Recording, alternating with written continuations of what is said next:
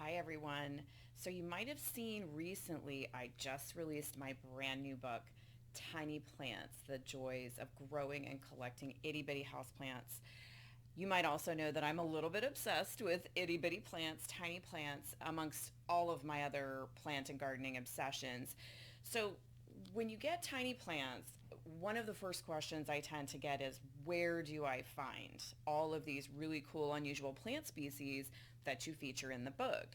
And for me, I think that's one of the funnest aspects of collecting tiny plants is that you're going to be introduced to a whole array of new plant growers and vendors that you probably have never encountered before in your more traditional house plant shopping excursions or hunting.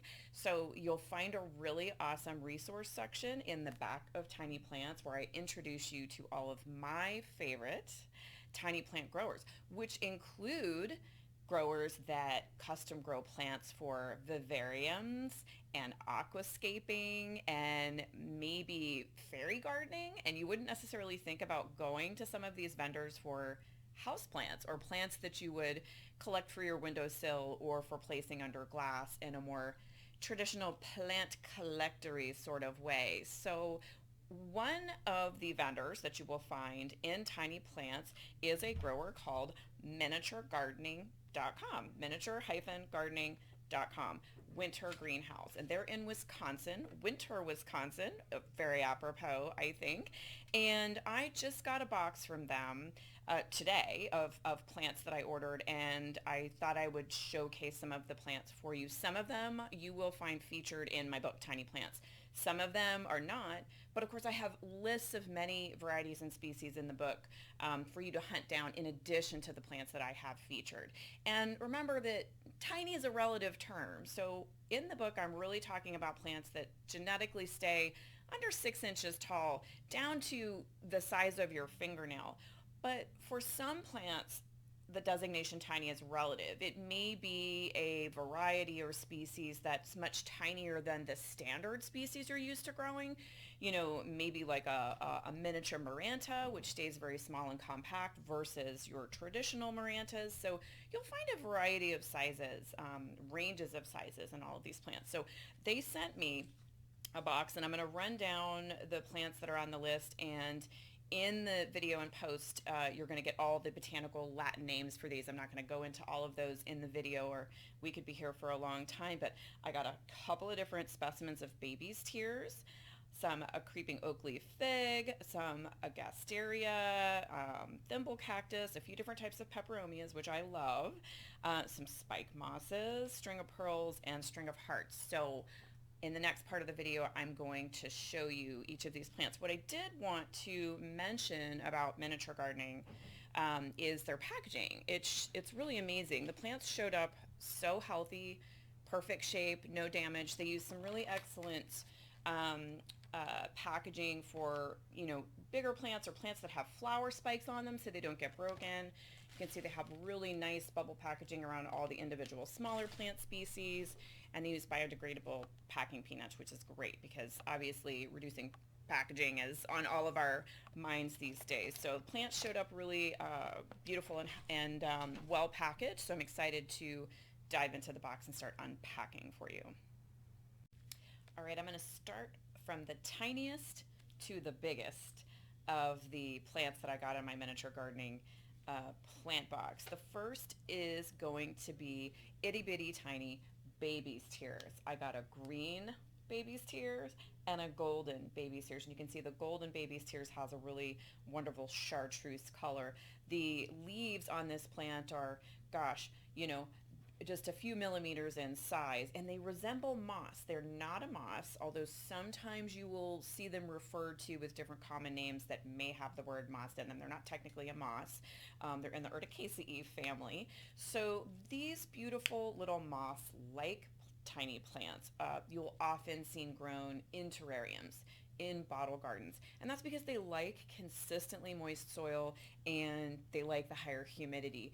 You can certainly try to grow baby's tears in an open air container on a windowsill, but you will find that you will have to manage moisture pretty constantly to keep them happy. Personally, I love to grow baby's tears under glass. You can pot them up in a beautiful little handmade container and simply set a cloche, a glass jar, over the top of the plant. Works like a charm. It's a great way to display them. Or you can set them inside a Wardian case, right, that maintains humidity. Or you can plant them directly into a planted terrarium, bubble bowl, that's a glass bowl, no drainage, but it has an open top. That can often provide enough humidity control for these.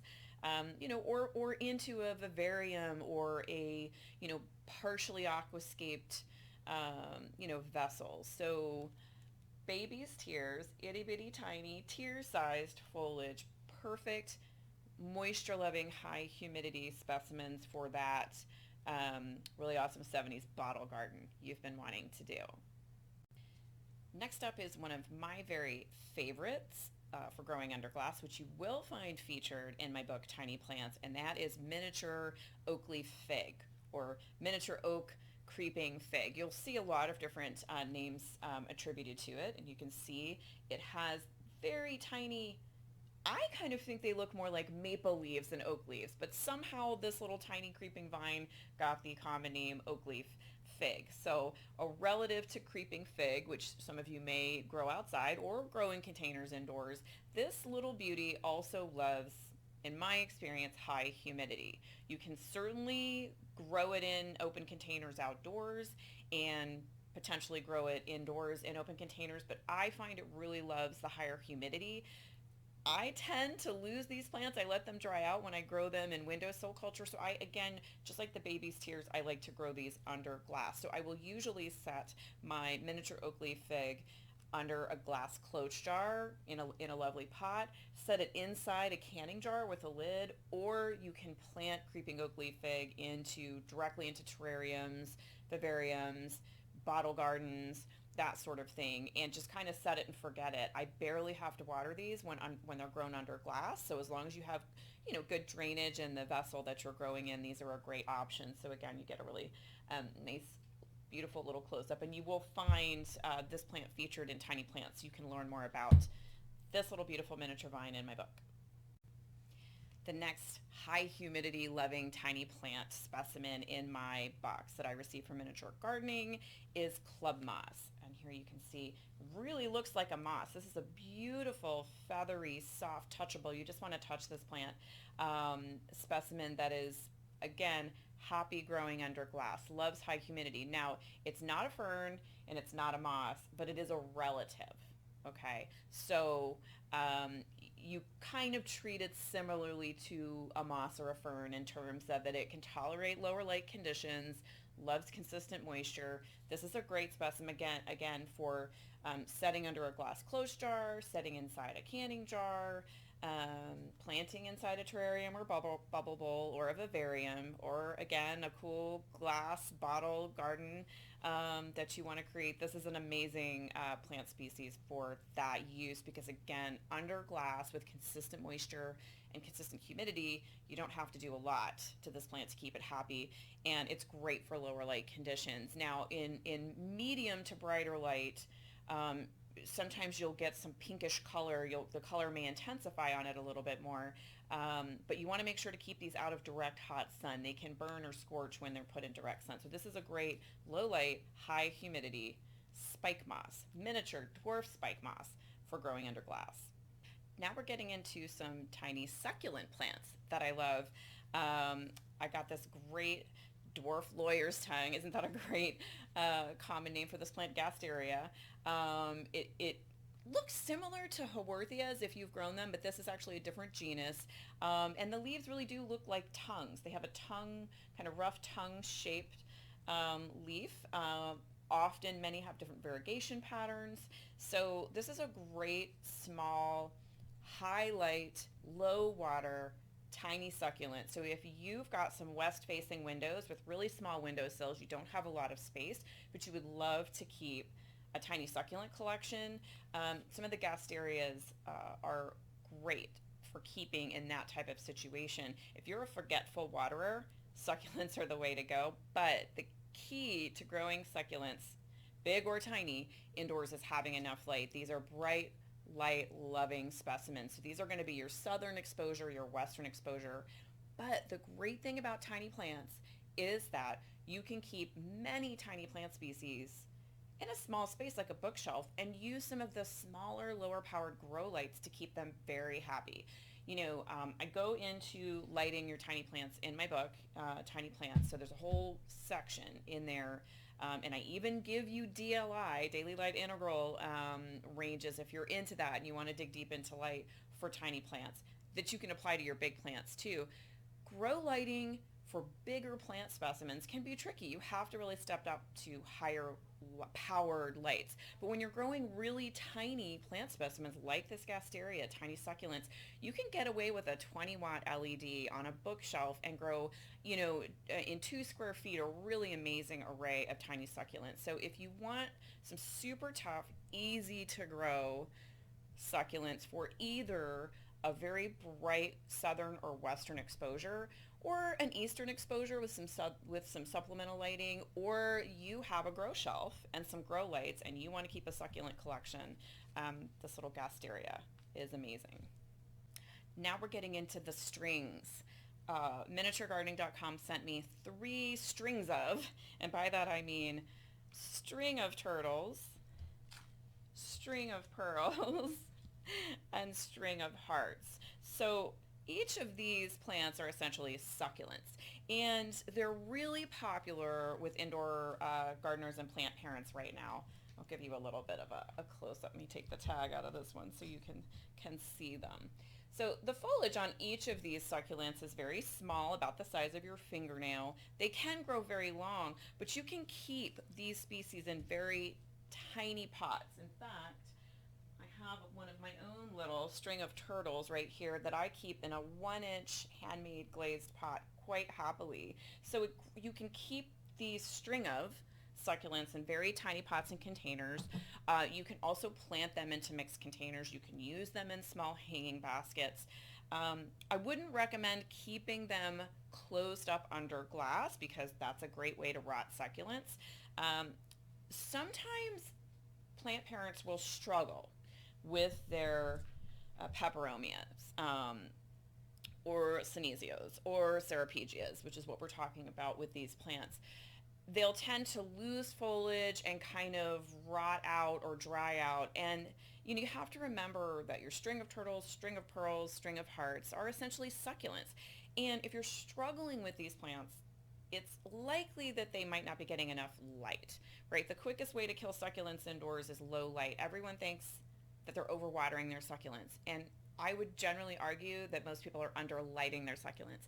If you amp up the light quantity, then all of a sudden those plants are able to use that water appropriately more quickly, and you're not overwatering anymore. So if you're struggling with your string of pearls or your string of turtles or your string of hearts, it might be you need to move that plant to a brighter light location. So if you're growing these in an open top glass vessel, where there's still some air circulation, you're probably going to need to use a grow light, or they're going to need to go near a bright window, perhaps have some supplemental lighting.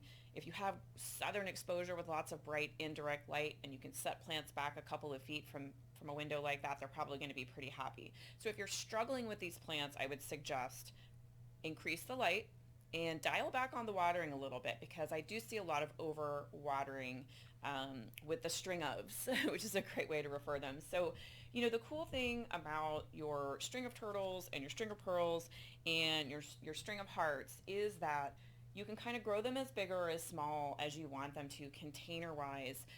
If you want to keep a tiny specimen in a 1 to 2 inch pot, that's a great way actually to manage water. Sometimes I see these potted into pots that are just too big. There's too much soil volume and they hold too much water. So if you're struggling again, and potting them down might be a good strategy. So I tend to keep all of my string ofs in pretty small pots, usually nothing bigger than a 3 to 4 inch pot. And I find that sort of keeping them as a tiny plant is a great way to reduce some of the moisture, water struggles that you may have with these plants. Beautiful trailing, great for tiny hanging baskets, great for vertical wall planters if you have enough bright light, and if not, do what I always recommend with all of your other succulents and invest in some grow lights. The next group of plants, which is one of my favorite genera of plants that I got from miniaturegardening.com, are some peperomias. So these are sort of the biggest tiny plants in my box that I got from Miniature Gardening, and you will find some of these peperomias in my book, Tiny Plants. And then, of course, I tell you to go look for all the other great peperomias out there. So they sent me this great collection. I want to show you this first one, which is called Shumi Red Ripple. Look at that amazing, gorgeous red foliage and these beautiful spiky inflorescence. So if you're looking to sort of break up all the green in your house, Red Ripple is a great cultivar. And then I absolutely adore this one that's called Peppermint. So you can see that beautiful green and burgundy variegation. And then if you're into cascading peperomias, Ruby Cascade, this is one of my favorites. It's gorgeous. So you can again do that in a hanging planter or a small pot if you'd like. Generally the sort of clumping peperomias, right, like your peppermint and this red ripple, can be kept in 3 to 4 inch size pots. Those are a great way to keep a nice small compact house plant. So while these peperomias are on the bigger side of the tiny plant spectrum, they're still very small compact plants that allow you to maximize your plant collection in a small space. One of the peperomias they sent me, a Peperomia rubella, you will find featured in Tiny Plants, and you'll see this one is fairly green, but you can see the pomegranate colored stems. What will happen with this peperomia when I place it in more light is that it will become progressively more colorful. So the more light that I give it, the more burgundy pomegranate color it's going to get on the foliage. It will cascade and fall over the edge of the pot, but again can be kept in a relatively small container with good drainage, like you want to do with all of your peperomias. Now, the trick to a happy peperomia, kind of like when I was talking about with the string ofs, is water management. Now, these plants can be very happy in sort of a medium light level, right? They don't need as intense of light as, say, the succulents or perhaps some of the other cascading plants that you have, but you do want to let them approach drying between watering. So an easy way to kill a peperomia inside is to have it in a sort of a low to medium light situation and water it consistently. I actually let most of my peperomias go quite dry, almost completely dry. Sometimes the more succulent types, like the Ruby Cascade and the Rubella, I'll just let completely dry out and let sit for a while before I water them again. So if you're struggling with peperomias, water management again is the key. They'll be happy in sort of that medium light situation. There are a number of tropical peperomias that are very happy in high humidity. So when you start to get into the tinier leafed peperomias that you'll find native in places like Ecuador, those are peperomias that I grow under glass, and you will find those in the book. So you'll find Peperomia rubella in the windowsill chapter of Tiny Plants because it's low humidity, doesn't need a lot of consistent moisture, and then you'll find some of the tinier, more tropical epiphytic peperomias in the growing under glass section of Tiny Plants because they need high humidity. So even plants in the same genus can have very different environmental needs depending on where they're endemic. So you always want to research the species that you're growing to learn about where it grows and how it grows naturally, and that's going to give you a lot of information as to how you can grow those plants in your particular indoor environment and what changes you might have to make in terms of container, growing media, light, water management. So I'm really excited about my amazing teeny tiny plant collection from Miniature Gardening. I have a lot of projects I'm going to do with these plants. I can't wait to get potting up. If you are looking to create a tiny plant collection, either potted on the windowsill, or you're looking for really beautiful, easy care specimens to grow under glass or just inside glass canisters, definitely go to miniature-gardening.com and check out their selection. They have so many, as their name would imply, Miniature Gardening, they have so many tiny plants to choose from, both for the indoor garden and the outdoor garden. Of course, today we're focusing on indoor houseplants, but there are also tons of amazing tiny miniature plants that you can grow outdoors in the garden or in containers. So I hope that you will, of course, check out tiny plants and dive into a whole new plant collecting obsession of your own. And be sure to check out all of the vendors and resources that I have in the back of the book, including miniaturegardening.com.